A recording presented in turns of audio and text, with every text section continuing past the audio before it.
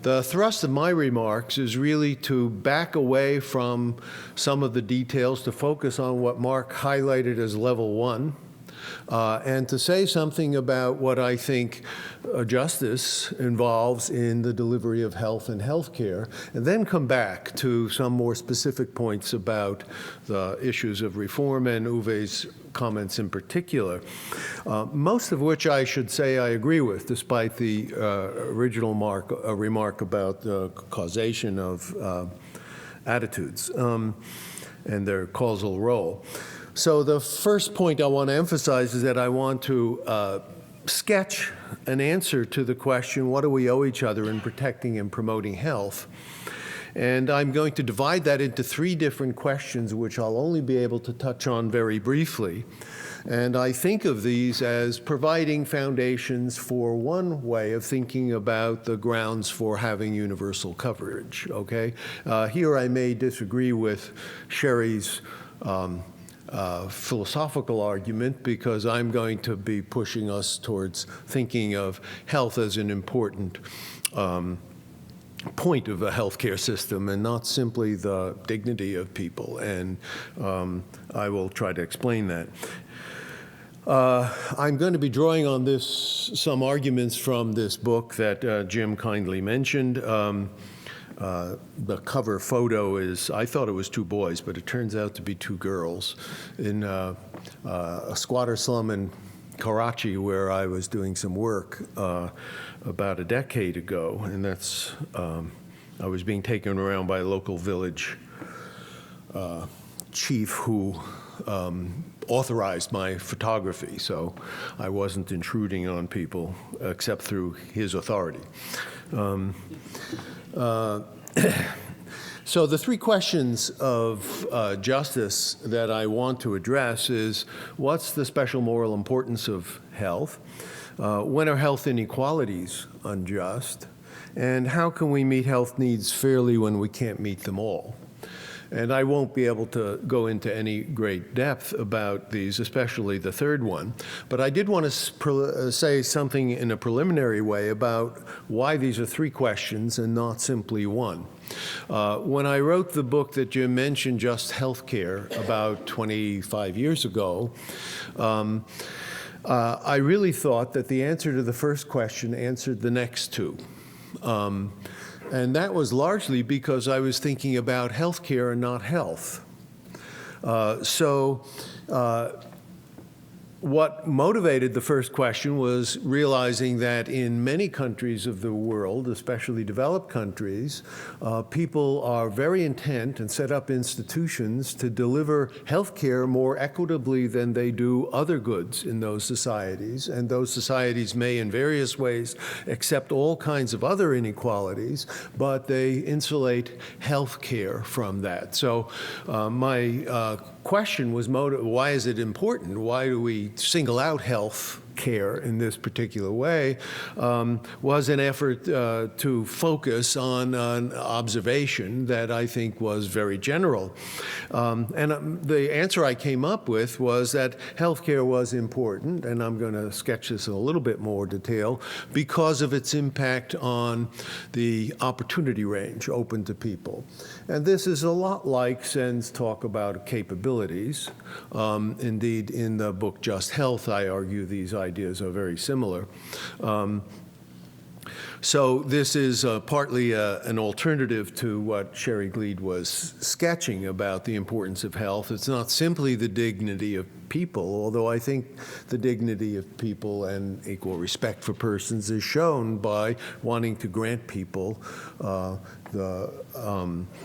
some form of equality of opportunity of exercisable opportunities. And that's the focus of that particular idea. But when I was thinking only about health care, I thought, well, if health care is the most important determinant of health in a population, and I don't think it is, even though I was talking about health care as including traditional public health measures, it wasn't simply personal medical services. If health care is the main determinant of population health, then I thought health inequalities will be unjust when people don't have equal access to health care.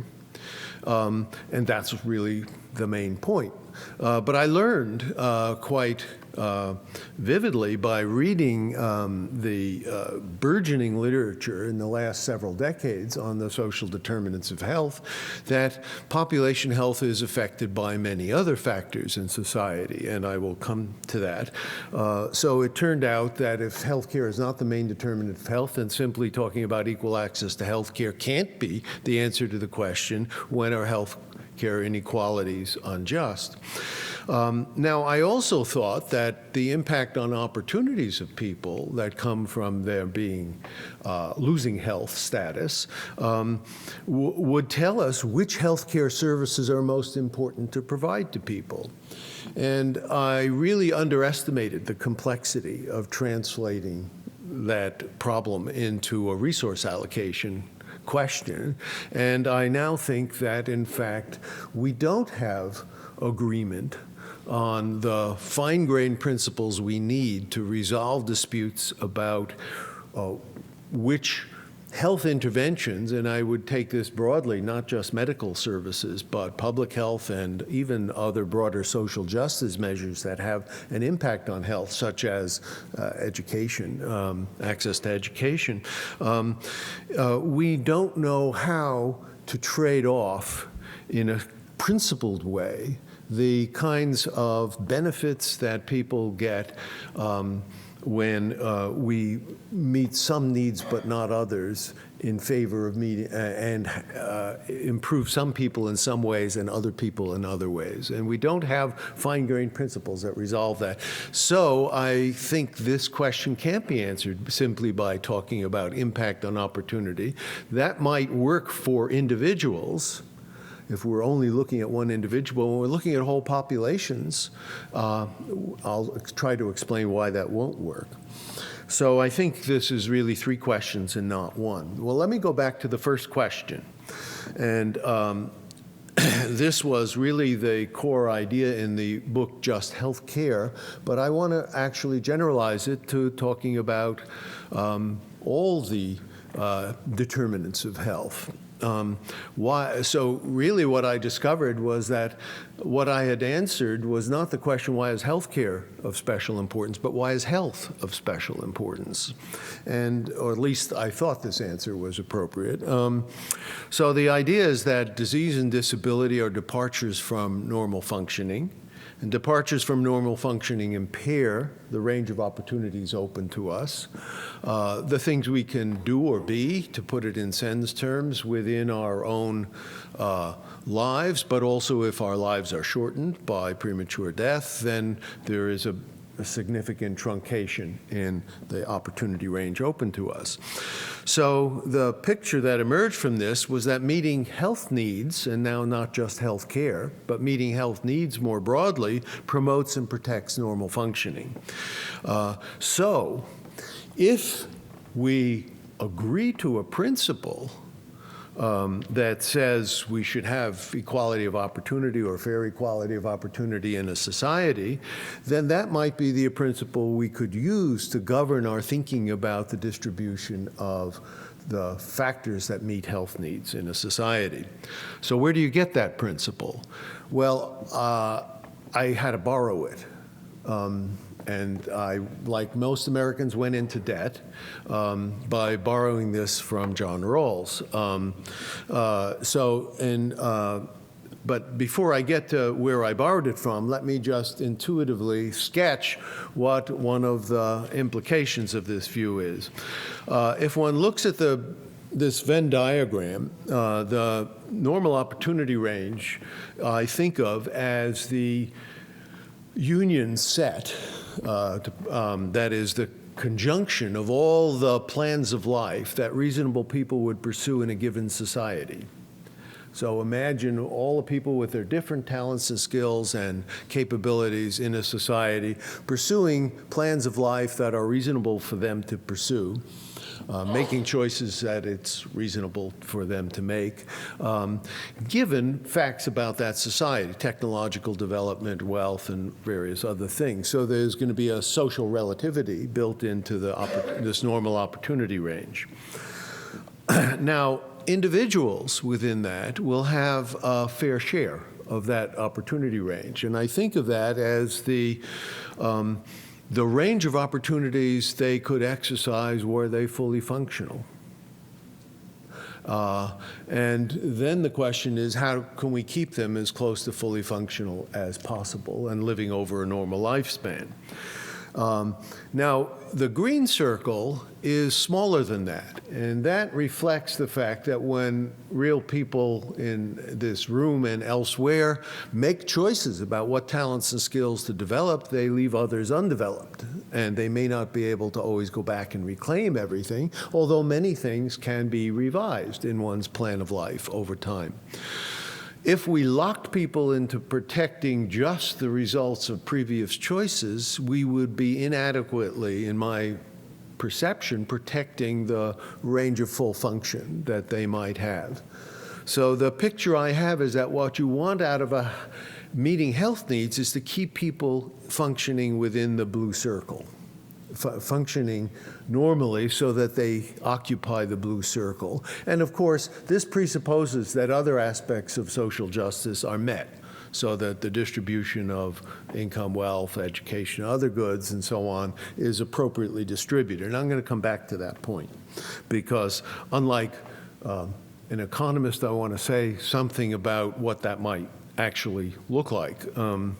So here is so I'm going to go back to where I acquired debt. I wanted to borrow a justification for a principle of protecting fair equality of opportunity from a well-developed theory.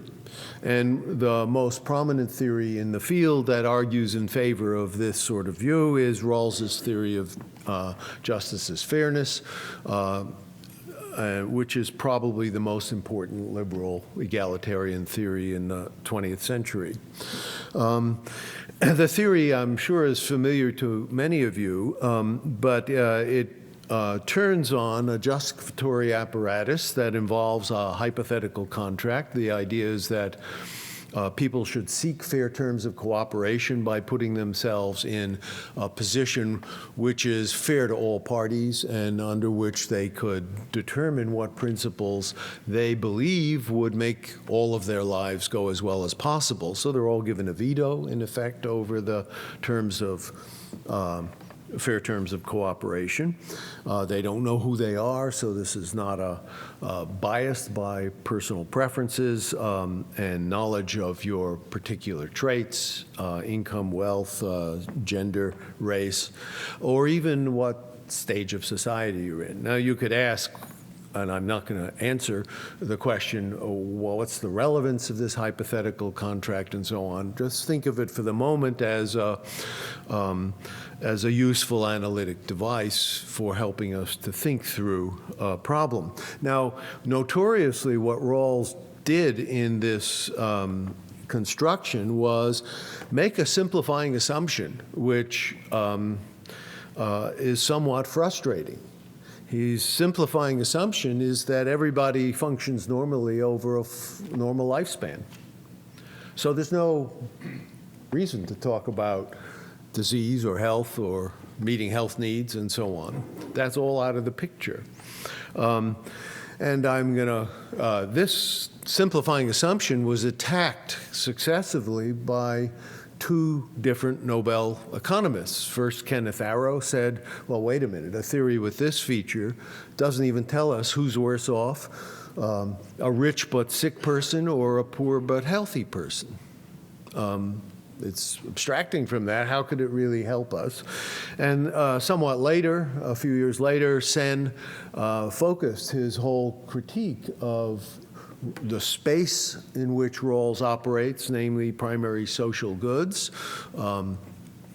He focused that critique by saying the measure of inequality here is insensitive to important differences between people. If a person with a disability is given the same index of primary social goods, things like income, wealth, opportunity, and so on, arranged in some structure, then that person will be able to convert those goods differently if they're disabled, and if they're not disabled, into things they could do or be. And therefore, there's an important inequality that is not being tested by the assumptions of this theory. These were two variations on the same point by the two economists. So a lot of the thrust of this point is how to relax that assumption and find room within this theory for thinking about health and healthcare. So I say the theory has three principles. Actually, Rawls says there are two, but one has two clauses, and so it's really three. There's a principle protecting equal basic liberties, which includes protection of fair worth of political liberties, and this is very important. A principle protecting fair equality of opportunity, and what Rawls means here is more than simply careers open to talents, but rather correcting for the social imbalance in the development of talents and skills that comes from various kinds of social inequalities in a society. This was his main argument for free public education. And a difference principle, which is perhaps the most distinctive feature of Rawls's theory, an argument, principle that said inequalities are acceptable if they make the worst off as well off as possible compared to alternatives. So what I'm going to suggest later is that these three principles, if one actually thinks about them, capture important social determinants of health. And if one thought of this as an illustration of what a fair distribution of those of those determinants of health would be, then that actually helps us answer the question, when are health inequalities unjust? But the point I want to make here is that this approach through the opportunity principle allows us to extend a theory that abstracted from concerns about health or health care to health or health care. And I think that's an important extension of the power of the theory. I think it's one that Rawls actually embraced in his later years and says so in Political Liberalism. So I'm not going to say more about this point right now, except to say that this does provide us with a rationale for thinking about the importance of health. Health is very important to us because it instrumentally has an important impact on what we can do or be in this world. Just to go back to Sherry's comment earlier,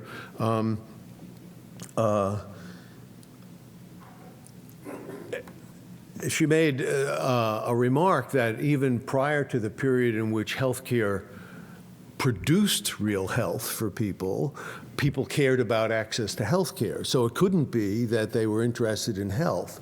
I don't think that follows. It seems to me that people thought healthcare, whatever it was, did something for them, or they wouldn't have allowed leeches to be attached to them and various other things that were supposed to cure them. So my picture is that this instrumental argument is really central to health. Now, the second question, when is a health inequality between socioeconomic or other demographic groups an inequity or an unjust inequality? Here, the answer I want to give, I'm going to again illustrate by appealing to Rawls's theory. If the key determinants of health are distributed by principles like Rawls's principles of justice as fairness in a way that flattens the SES gradient, then we might have a model for what it would be to try to make more equal in a reasonable way the health status in a population. But in order to get to this point, I want to make a couple points about the social determinants of health. And they were alluded to in a question after Uwe's comments yesterday, and it came up again in a question to Sherry. And I want to emphasize that I think this is a very important issue, that if we're interested in justice and health, we can't only be interested in the health system, although it's very important. how do I demonstrate that point? Well, I just make a couple of empirical points here, and have to do this very quickly. There's something called an SES, or socioeconomic status gradient of health, and basically this is a curve which plots some health outcome like life expectancy or some other measure of health outcome against socioeconomic status. And what we see in almost all measures of health outcomes, and taking this kind of an approach in many different contexts, we see very robust results that there's something called a socioeconomic gradient of health. The richer you are, the longer and healthier your life. And that's true in almost every society. And I'm going to show you it was a striking fact about the UK. And this is where a lot of this data came from originally. That these kinds of gradients operate across the socioeconomic spectrum. So this is not simply the result of poverty versus an adequate level of resources. The steepness of the gradient is affected by the degree of inequality in a society. There are a lot of controversies about whether a specific form of that claim, namely with regard to income, is true or not. I won't have time to go into that except if there are questions. And there are a lot of different causal pathways under examination and a lot of controversy about what the pathways are. But here's one overhead that shows this at a cross-national level. This is a curve with old data from '95. I could have updated, but was too lazy. The blue dots represent life expectancy at a country level. And the vertical axis is life expectancy. The horizontal axis is per capita gross domestic product, not the best measure of relevant income, but nevertheless, what you see is that the curve rises rapidly up to about $6,000 GDP per capita. That is low middle income level wealth in a developing country, and then tends to flatten out. But there's still, and this is the point I'd want to emphasize, more than the rise on the very left of the curve, is that the variation within both the left part of the curve and the flatter part of the curve is enormous. So if you look at the left part of the curve, up near the two top dots are Costa Rica and Cuba. Cuba has a life expectancy level comparable to the US, with 1/10 of the GDP per capita. So it isn't just wealth that matters, it's how wealth is used and what you do with social policy in a country that determines how well you're producing health in that country. What could have been on this map is the state of Kerala, but it's not a country, so it's not there. But it's pretty big. It's 35 million people, about the size of California, and it's even poorer than Cuba, but just a little bit below it in life expectancy it produces. But at $1,000 GDP per capita, Kerala produces almost the same levels of health outcomes that we see in, as measured by life expectancy, that we see in the United States. So this makes a point. Social policy matters. What we do with our resources is critical, and this is not simply health system. One of the main factors in Kerala is that there are very high female literacy rates. And this may be one of the key determinants of effects on infant mortality and otherwise.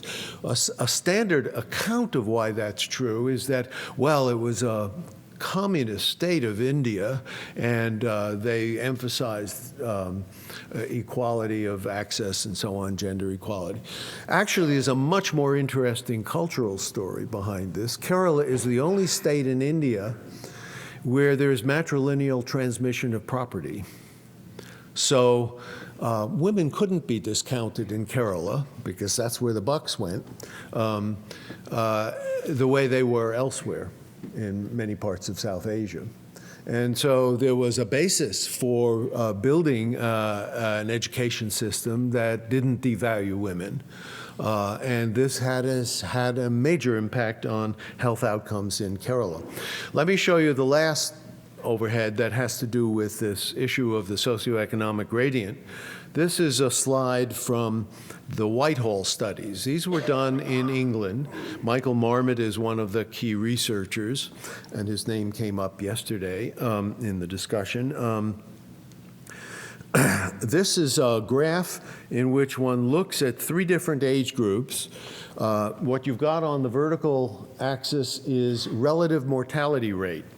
So 1 is the baseline median or average mortality rate. If you go above the line, then you've got too high a mortality rate relative to the average. If you go below the line, you're doing better. So here's a gradient, and the colors don't come out in this slide, but the lowest bar, the bar that goes farthest down in each of these age groups, is the administrative managers of the British Civil Service. It's called the Whitehall study because that's the main building in which the British Civil Service offices are housed. The next best off group is the professional and executive professionals, basically, in the British Civil Service. Then comes the people who start to have worse than average mortality rates. And they include, in the next bar, the black bar, the clerical workers, and then other would be other blue-collar and other workers in the British Civil Service. So if you draw a line through each of these things, you see a socioeconomic gradient of health at each age group. And this is the point, this is a system with universal health care, with high levels of basic education for the whole population, in which you're dealing with a population in which there's no poverty. And so you're looking at a gradient of health that has to have some other explanation. Now, you could try to say, well, you know, working lower occupational status people engage in more risk factors, more smoking and so on. That only explains about 1/3 of the gradient. So there's 2/3 of the gradient that is unexplained. And Michael Marmot's hypothesis is this really has to do with issues about social status and possible mechanisms that might explain that, like impact on immune systems through stress and so on. So these are very important general results about health.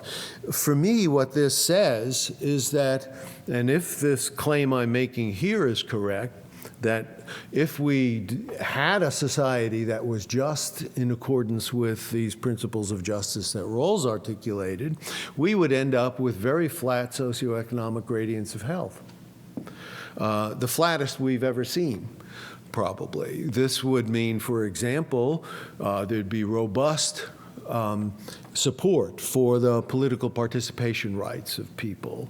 And we have measures that suggest political participation has an impact on health outcomes through various mechanisms. The fair equality of opportunity principle not only talks about the distribution of health services and public health services, but also education. So if we had a very robust protection of fair equality of opportunity through those 2 devices, we would also be affecting the distribution of health and not simply health care. And finally, the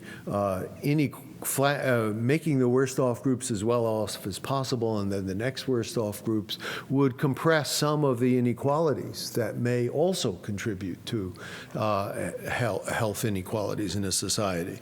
So if this thesis is correct, that Rawls gives us a model for what we might do, then we might simply say social justice is good for our health.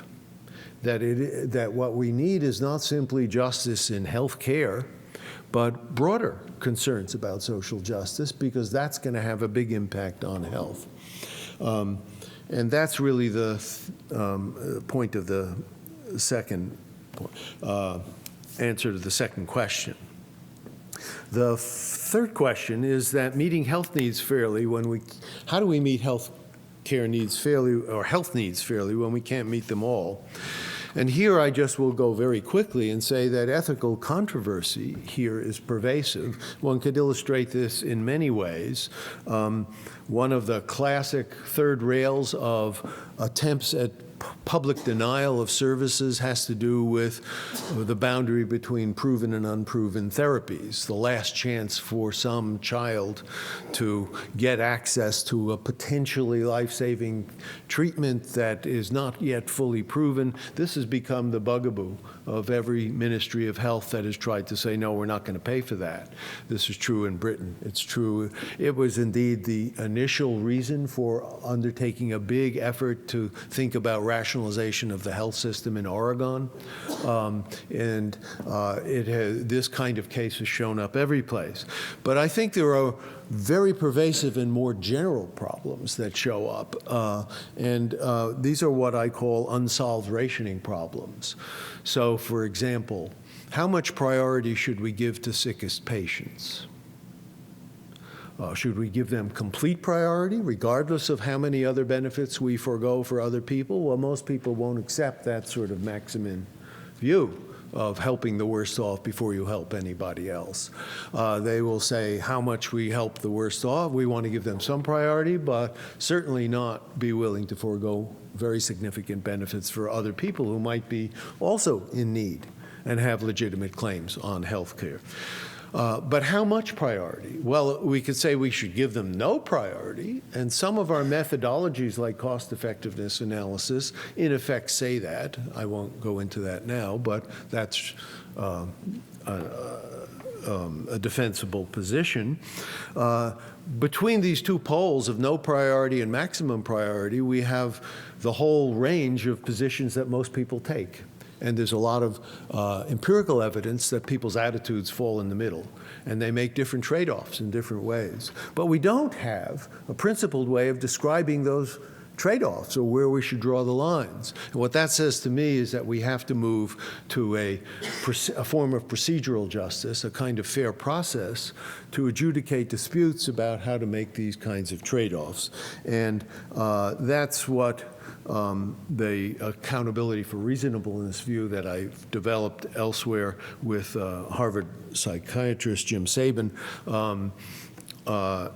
proposes, and it articulates several points that really ought to be part of such a fair process.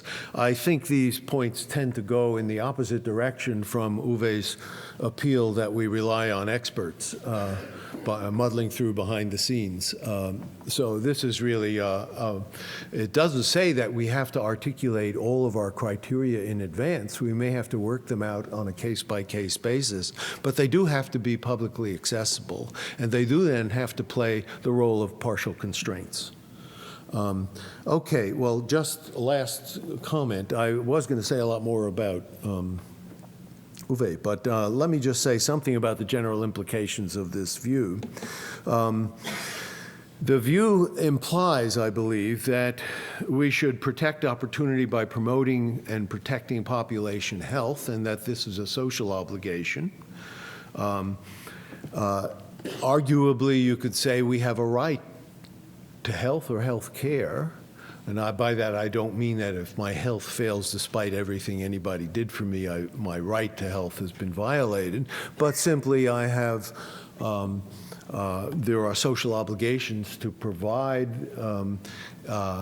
for services which meet health needs across the population. This involves adequate protection against risks, so there's a lot of focus on prevention and promotion, but it also provides a ground for universal coverage that is equitably financed in order to meet a social obligation. Now, the point about efficiency that Uwe mentioned yesterday, and I wanted to echo agreement with what he said. He said of efficiency, this it really has got to be relative to a goal. And here the argument is meeting health needs fairly. What we want to do is evaluate a system in terms of whether it's meeting health needs fairly. And that's what we should count as efficiency within the system. I think what the theory implies is that we should eliminate unjust health inequalities, and that this requires that we go beyond the health system in an intersectoral way to think about broader concerns about social justice. It does imply that we have a right to health or health care, and that this is a special instance of a right to fair equality of opportunity. And in order to articulate the entitlements, I think you would need some appeal to the kind of process that I was talking about, which particular resource allocation decisions you would make. Yes, gentleman back there. Hi, thanks for your talk. I think it's, as I said, it's important to think about a right to health versus a right to health care. But there are difficulties, I think, in framing the question that way, because it seems to me that there's a tension, especially on a social justice account, a tension between liberty and autonomy concerns and our right to health. Partly because people, well, in a society where you manage to take care of a lot of the sanitation, sort of general education goals that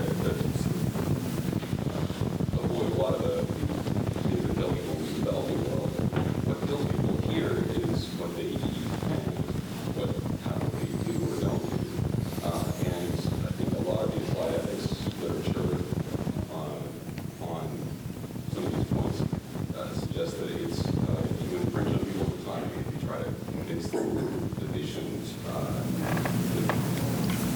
do the things that lead to coronary heart disease and cancer. So how do you think this kind of tension plays out? Well, I don't see that trying to persuade people that what they're doing is imprudent is a way of infringing on their liberty. It's a way of trying to persuade them. If I were trying to compel them to do something, that might be thought of as intrusion on liberty. You know, one of the really interesting recent in our lifetime, especially mine, not necessarily all of yours, examples of the struggle around this, including the appeal to autonomy versus public health, is the whole campaign against smoking, which came up yesterday as an issue. Many people have argued that, I remember my arguments with one of my former colleagues, who's now dead of lung cancer,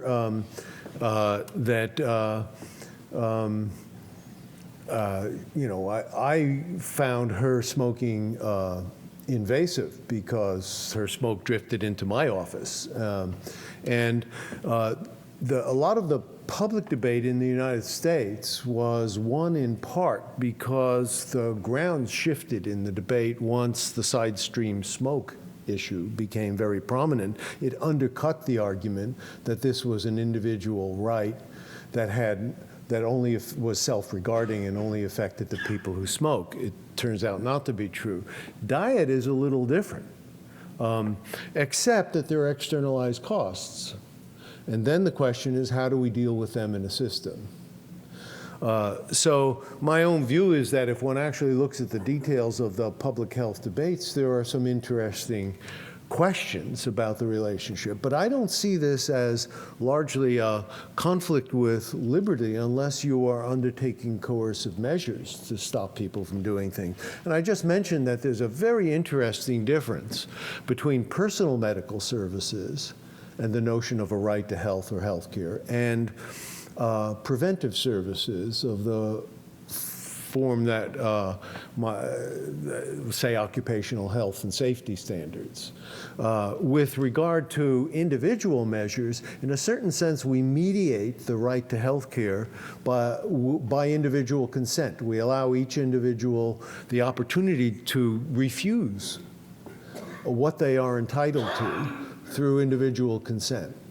But if we're talking about creating an environment in which people can live healthy lives, then we may have to take collective steps that define that environment, like what a safety standard is in a workplace for exposure to lead or something else, and this may have an impact on the choices that individuals can make. For example, what wage package is available to me to negotiate for hazard pay might be more restricted if I've made the employer clean up the workplace more, and so on.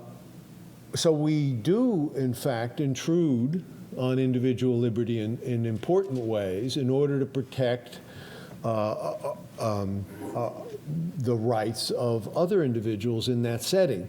It's a complicated question to sort out just when that's justifiable and when not. So I don't disagree with you that there's an issue here, but I don't think there's, in general, a conflict between a right to health of an individual and the liberty of that individual, because most of the health interventions are not going to be coercively imposed. If we think society has a right to health, then a libertarian who thought that all redistributive taxation was unjust would feel that his liberty to use his assets as he wants was infringed upon by the concerns of the protection of these rights. But that's a question where I think the weight will fall against the libertarian position, that the public health concerns in these areas will outweigh our interests in protecting certain kinds of individual liberty.